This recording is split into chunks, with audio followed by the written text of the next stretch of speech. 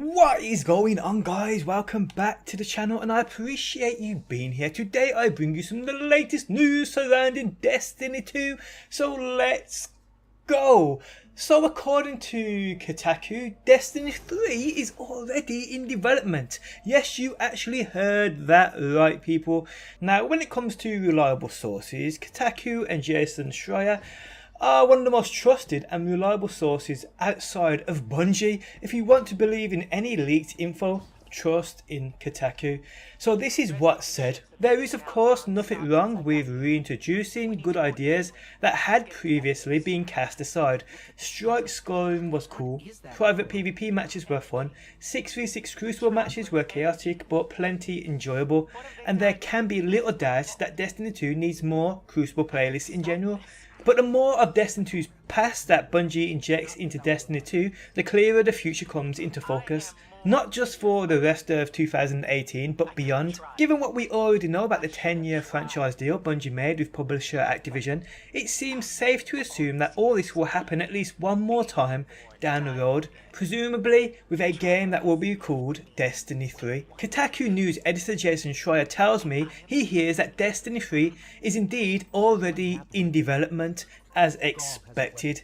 Now the full post on this can be found linked within the video description if you do want to check it out. Definitely worth a read. Now to me this is confusing as heck. Why the heck would they be working on a third game when the second game is in dire help? I mean Bungie, if any of you somehow stumble across this video, fix the up. Yes, I do agree planning for the future is something of importance, but you might not even have a future with this franchise if you don't fix the game that's only 5 months old. No one is going to buy a new game when your current one is broke. It's like ordering from the same takeaway for a third time after the first 2 times you've got food poisoning. Nobody does that. Honestly, I don't think I know anyone who will straight up tell me that at this moment in time they would purchase another Destiny game, not with the state the current one's in. Most people I know now tell me that if they could, they will get a refund on Destiny 2, and it's sad to hear that it's actually true. I can see it now. We will be playing Destiny 3 in a few years thinking of how good Destiny 2 was. Imagine that.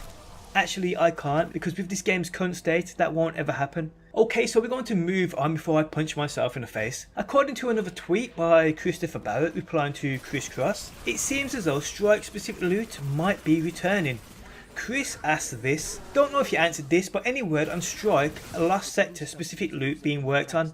Barrett replied with, more thematic loot that drops from named bosses and unique activities is definitely something we're planning to add. So that is good news, giving us reason to play Strikes for sure.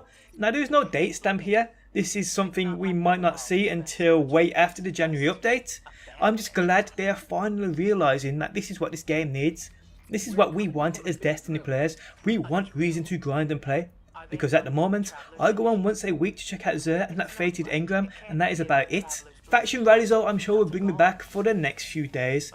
Now onto faction rallies, it comes later today at a time which should be reset, but nope.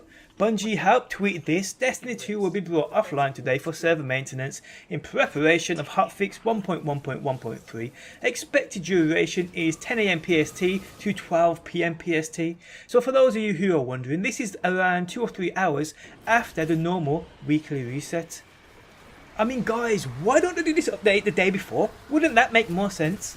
Why are updates always on the day of reset and the days of content drops? I know obviously it makes things easier on Bungie's behalf, but come on, we need this now. Stop making us wait even longer.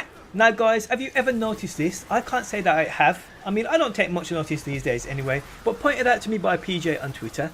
When you go to infuse certain items, it states that the max said items can be infused to is a 360. Now obviously this could be just a bug, and most probably is. I just thought there could be something more of it. Now I have been told that before the Curse of All Souls dropped, this used to say a 355. Weird.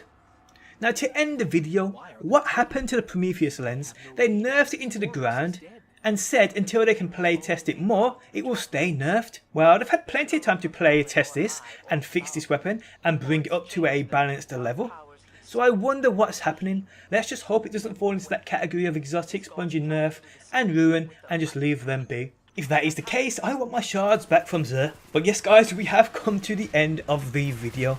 Tell me what you think about what I've mentioned in today's video. If you enjoyed it, leaving a like really does help me out. If you're new around here and enjoy daily Destiny videos, be sure to subscribe, and hopefully people, I will see you on that next one. Always in the wrong, knowing where we stand.